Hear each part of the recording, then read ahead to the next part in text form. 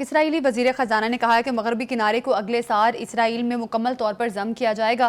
بخاری صاحب، اب اسرائیلی وزیر خزانہ کا یہ جو سٹیٹمنٹ ہے اس میں وہ کہہ رہے ہیں کہ امریکہ بھی امید ظاہر کی جا رہی ہے کہ امریکہ بھی ان کی خود مختاری کو تسلیم کرے گا اور سپورٹ کرے گا۔ کیا یہ امید درست ہے اسرائیلی وزیر خزانہ کی؟ نہیں، میرے خیال سے یہ تھوڑا سا ایگزیجریشن ہے، اس لیے کہ کل امریکہ نے باقاعدہ وارن کیا تھا اسرائیل کو کہ اس قسم کی کوئی حرکت نہ کرنا، کیونکہ یہ پھر سنبھالے نہیں سکتے۔ تو ایک تو ان کا جو آپٹیمزم ہے، یہ ان کی خواہش ہو سکتی ہے، اس کو عالمی سطح کے اوپر پذیرائی نہیں ملی ہے اور نہ ہی مل سکتی ہے۔ بالکل، آپ نے یہ بھی دیکھ لیا کہ اس کے بارے میں انہوں نے کہا کہ اس قسم کے بیانات جو ہے اسرائیلی حکومت کی جانب سے بین الاقوامی قوانین کی خلاف ورزی کرتے ہوئے مغربی کنارے کو اسرائیل میں ضم کرنے کی نیت ظاہر کرتا ہے، پریکٹیکلی پاسبل نہیں ہے۔ ٹھیک ہے جی۔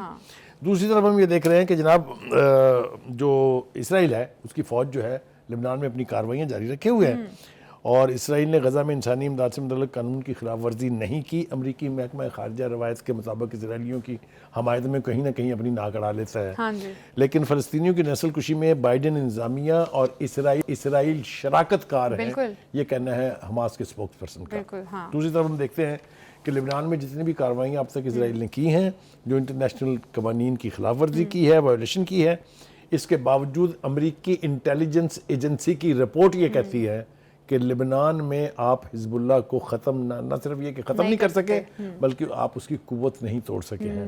اس میں ابھی بھی دوسرے ملک میں جا کے کارروائی کرنے کی کیپیسٹی موجود ہے۔ یہ امریکن انٹیلیجنس کہہ رہی ہے، میں نہیں کہہ رہا ہوں۔ اس کا مطلب یہ ہوا کہ حزب اللہ جس قوت کے ساتھ ریزسٹ کر رہی ہے، جیسا کہ میں نے پہلے بھی پروگراموں میں کہا تھا کہ حزب اللہ کی یہ خواہش تھی کہ اسرائیل یہاں زمینی فورسز بھیج کے دیکھے، پھر ہم اسے مزہ چکھائیں گے، اور یہی ہوا۔ آپ یہ دیکھیں کہ ان کو وہاں پہ سپائی ہوئی، ان کو وہاں سے واپس جانا پڑا، جن علاقوں میں وہ داخل ہوئے تھے وہاں سے انہوں نے فوجیں واپس بلائی ہیں۔ تو جو ریزسٹ کرنے کی قوت ہے حزب اللہ کی، وہ ابھی قائم و دائم ہے، اور جب تک وہ قائم ہے میرا نہیں خیال کہ اسرائیل اپنی مرضی سے اسرائیل کے کسی علاقے کے اوپر قبضہ کر سکتا ہے۔ اچھا بخاری صاحب، اب جس طرح سے اسرائیلی وزیر اعظم نے ایران کی تیل کی تنصیبات پر حملے کی دھمکی دی ہے، اس کو آپ کس طرح سے دیکھتے ہیں؟ لیکن پہلی بات تو یہ ہے کہ ایران کی طرف سے ہر کسی ممکنہ حملے کا تدارک کرنے کے لیے ڈیفینسو اسٹریٹجی اپنا لی جاتی ہے۔ آپ نے دیکھا کہ ایران کے جو وزیر ہیں برائے آئل اینڈ پیٹرولیم گڈز، وہ یہ کہہ رہے ہیں کہ جناب ہم نے اپنی حکمت عملی بنا لی ہے، اگر تیل کی تنصیبات پر حملہ ہوگا تو ہم کیا کریں گے، اگر ہمارے آئل کی فروخت پر پابندیاں لگائی گئی تو اس کی بھی ہم نے آلٹرنیٹ اسٹریٹجی جو ہے وہ بنا لی ہے۔ تو یہ میں نے کہا تھا نا، آپ کو وہ یاد ہوگا، میں نے پروگرام میں کہا تھا کہ Iran is not an easy پرے۔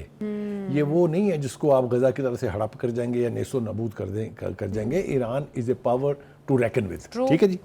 ایک اور امپورٹنٹ بات جو ہے وہ یہ کہ پہلی دفعہ ہم نے دیکھا کہ روس جو ہے اس کے سفیر نے جو ہے، اور خصوصی ایلچی بلکہ جو ان کے ہیں، انہوں نے وارن کیا ہے اسرائیل کو کہ جناب یہ میم جو ہماری بیس ہے وہاں پر سیریا میں، اس پر حملے سے آپ باز رہیے گا، یہ غلطی نہ کیجیے گا۔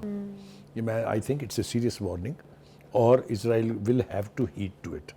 یہ نہیں ہو سکتا کہ وہ اس کو درگزر کر کے اور اپنی کارروائی جاری رکھے، میرا نہیں خیال کہ ایسا ہوگا۔ دیئرفور ہم یہ کہہ سکتے ہیں کہ اسرائیل پر حملہ، اسرائیل کو شام پر حملہ کرتے ہوئے اب کئی بار سوچنا پڑے گا۔ ٹھیک ہو گیا جی۔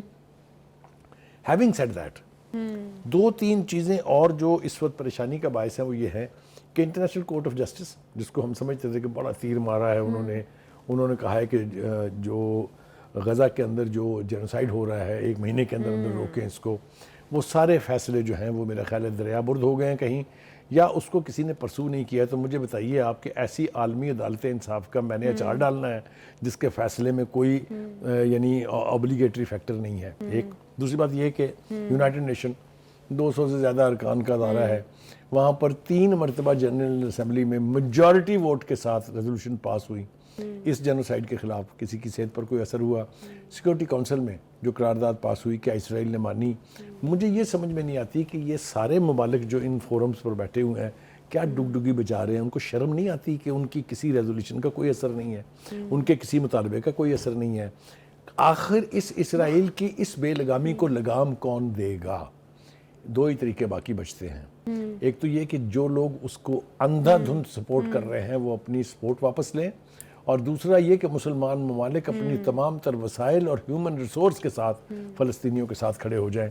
یہی دو راستے ہیں جس سے کوئی ایسا حل نکل سکتا ہے کہ فلسطین کی قوم اپنی آزادی بھی حاصل کرے اور اپنی اسٹیٹ ہوڈ کا رائٹ جو ہے اس کو استعمال کرے. ٹھیک. اچھا بخاری صاحب، آخر میں ایک اور سوال میں آپ سے پوچھوں گی. جس طرح سے اسرائیل کہہ رہا ہے کہ ویسٹ بینک پہ ہم قبضہ کر لیں گے، اب آپ کو پتہ ہے کہ وہاں پر حماس بھی موجود نہیں ہے، تو کیا لگتا ہے آپ کو، کیا اسرائیل واقعی مغربی کنارے کو اپنے ساتھ شامل کر لے گا؟ دیکھیے 2-3 چیزیں اس حوالے سے کہنا ضروری ہے. ایک تو یہ کہ مغربی کنارے کے اوپر قبضے کی کوششیں پہلے بھی کی جا چکی ہیں. وہاں پر ایک ان بلٹ ریزسٹنس موومنٹ موجود ہے.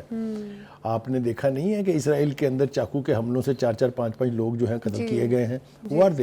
وہ ان بلٹ ریزسٹنس موومنٹ وہاں ہے، چاہے وہ رام اللہ ہے، چاہے وہ ویسٹ بینک ہے. اس طرح کی بہت ساری آبادیاں ہیں جہاں پر فلسطینیوں کی اکثریت ہے. تو اٹس ناٹ دیٹ ایزی. خواہش ہو سکتی ہے، ارادہ بھی شاید ان کا ہو سکتا ہے، لیکن کیا یہ ہو؟ I think there is a big question mark on that. اب جو کچھ ہو چکا ہے اس کے بعد مزید میرا نہیں خیال کہ اسرائیل جو ہے وہ اس سے آگے کہاں جائے گا. اس سے آگے تو پھر قبضہ ہی ہے لبنان کے اوپر کہ اگر خدا نہ خواستہ. کانفیڈنٹ تو لگ رہا ہے جس طرح سے فلسطین پہ جو کچھ اسرائیل نے کیا ہے وہ سب کے سامنے. سم ٹائم دس کانفیڈنس از ill founded. بہت بڑی بڑھ کے مارتے تھے نا نیتن یاہو صاحب، کہاں ہے آج کل؟ ہو گئے نا زمین بوس. یہ ہوتی ہے دہشت اور ڈر، اور یہ ڈر حزب اللہ کا بھی ہے اور یہ ڈر ایران کا بھی ہے، کہ ایران نے بھی بالکل ویسٹ بینک پر جو پلان ہے اسرائیل کا وہ کبھی بھی پورا نہیں ہو سکتا. اسی کے ساتھ پروگرام سے ہمیں دیجیے اجازت. کل پھر ملاقات ہوگی. اللہ حافظ.